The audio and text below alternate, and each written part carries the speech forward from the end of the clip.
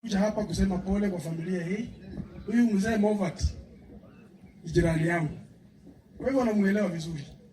Kwa hivyo nimekuja tu hapa tuseme pole, na vile vile nimshukuru huyu mzee. Unaona shule ya Nyori Secondary School, unaona shule ya Nyori Secondary School, hiyo ndio ilikuwa shamba lake, lakini sasa yeye alitupa hiyo shamba with no conditions. Akasema tu kwamba bora mnitafutie shamba lingine. Unanielewa?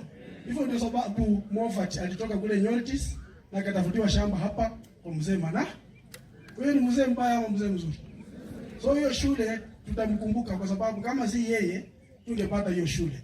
Na kama ni wazee wengine ama watu wengine wakisikia shule inataka kuweka mahali shule ama tunauzie shamba, unapata wanaweka bei ya juu zaidi.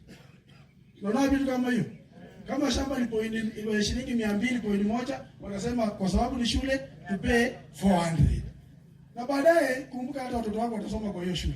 Kwa hivyo hiyo mzee amekuwa mzee mungwana kabisa. Tukiishi naye hapa tangu atoke Uganda, sijasikia kesi yote yake. Hivi majuzi tu alikuwa kwa ofisi yangu akisema, chief, nisaidie barua. Nimeona kumbe kukaa nyumbani ni ngumu. Tunaka kibarua nimepata sehemu za Tarubu, tuna njia inaundwa. Kwa hivyo wamesema barua ya chief, na nikamwandikia. Naamini atafika huko ndio hii kifo imempata.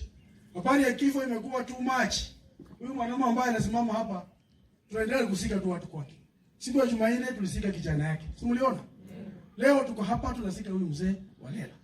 Tena vile vile ameniambia tuna jirani yake, tena wa hii kanisa tu. Tena amefanya namna gani? So hata watu wa kijiji cha Changarawe tumeanza kuwa na wasiwasi. Unaanza kufikiria who is now next. Ukitembea unasema ni mimi ama ni yule. Kwa hivyo kifo imekuwa too much. Na ni wakati sasa ambapo watu waende kanisa, si wakati wa watu kukosana. Kama ukikosana na mtu ujitakaze. Kwa sababu anytime kifo itafanya namna gani? Na ikikufikia kama hujasamea mwenzako, kama hujaunda records vile mecha amesema, itakuwa namna gani? So ni hayo, maybe tu niwatangazia mambo mawili matatu, alafu baadaye pia nikae chini. Lazima tuongelee pia mambo ya elimu. Si ndio?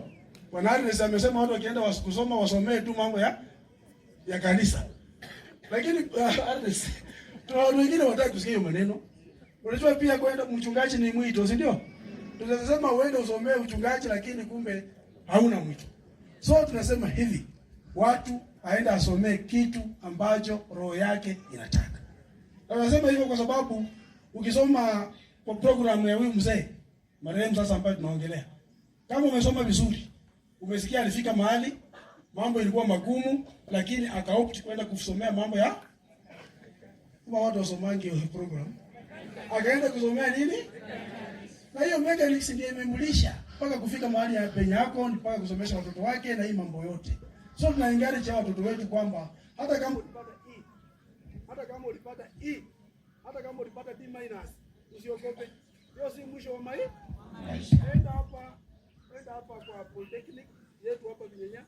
Kama hakuna, enda hapo Gongoni, tuko na technical school usome. Ukipata E haimaanishi maisha yako imekwisha. Mumbulanga.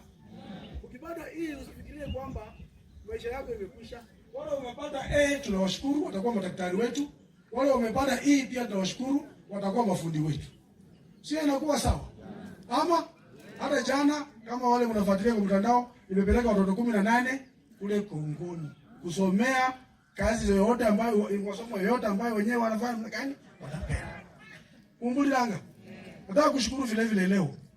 Si kusikia mambo ya muziki tundu sana. Nataka nishukuru hawa vijana. Kama mlikuwa nyinyi, nataka kuwashukuru, tushikie pale. Nimekuwa nikitangaza kila wakati. Mtu kama amekufa tuachane kitu inaitwa disco matanga. Disco matanga hii inatuletea shida sana. Watoto wetu wakitembea hapo usiku wanasneak wanaenda kwa matanga, mwisho unapata analea mtoto. Hawa vijana huko wanaenda kujifunza mambo ya kuvuta bangi. Hawa wezi wanaenda kukaa pale wakipanga vile watafanya namna gani? Wataiba. So tunaomba tu kwamba tukipata shida tuachane na mambo ya muziki. Hii muziki hakuna kitu tu. Hata tupige mpaka kesho, hata turuke mpaka namna gani, huyu mzee anataamka kweli. Kwa nini tunasumbua?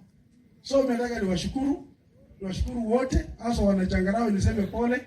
Tumepoteza huyu mzee ambaye alikuwa hana maneno kabisa, ni mtulifu, mtu wa maneno machache ambaye hutasikia anakosana na mtu. Kwa hivyo Mama Eunice pamoja na familia yako nasema pole, na pia Shetani anapendanga mahali kama hapo.